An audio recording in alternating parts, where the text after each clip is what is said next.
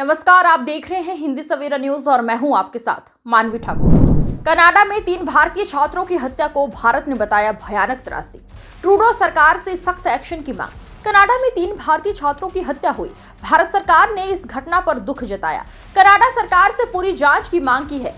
भारतीय उच्चायोग मामले की जांच कर रहा है। छात्रों के परिवारों से संपर्क किया गया है। कनाडा में भारतीय नागरिकों की सुरक्षा महत्वपूर्ण है।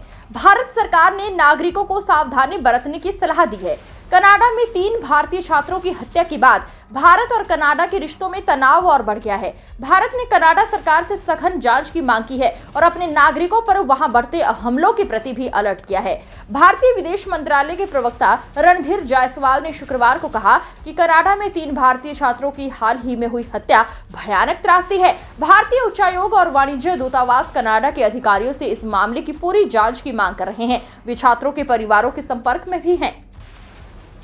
भारतीय छात्रों की मौत पर बोला विदेश मंत्रालय। रणधीर जायसवाल ने बताया कि जिन छात्रों की हत्या हुई, हम उन शोक संतप्त परिवारों के प्रति अपनी गहरी संवेदना व्यक्त करते हैं। उन्होंने कहा कि कनाडा में भारतीय नागरिकों, खासकर छात्रों की सुरक्षा भारत के लिए बहुत महत्वपूर्ण है। भारतीय मिशन इस बारे में स्थानीय अधिकारियों के साथ नियमित संपर्क में है। बढ़ते अपराधों को देखते हुए भारत में अपने नागरिकों और छात्रों को कनाडा में बेहद सावधानी बरतने की और सतर्क रहने की सलाह दी है।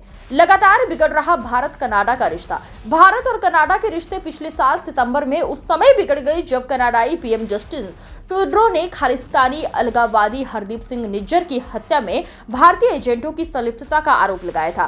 भारत ने अपने उच्चायुक्त को ओटावा से वापस बुला लिया था जब कनाडा के अधिकारियों ने निज्जर हत्याकांड की जांच में उनसे और 5 अन्य अधिकारियों से पूछताछ करने की मांग की थी।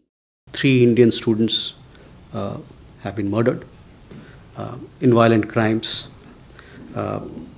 We are deeply saddened by these terrible tragedies that have struck our nationals in Canada. Our High Commission in Ottawa and our consulates in Vancouver and Toronto, they are in touch with the families. They are also pushing very hard with following up with the local authorities for thorough investigation in the matter.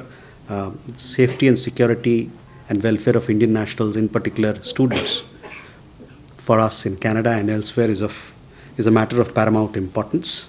We have also issued advisory for our nationals and our students to exercise extreme caution and remain vigilant in view of the deteriorating security environment in Canada as a result of the growing incidence of hate crimes and criminal violence.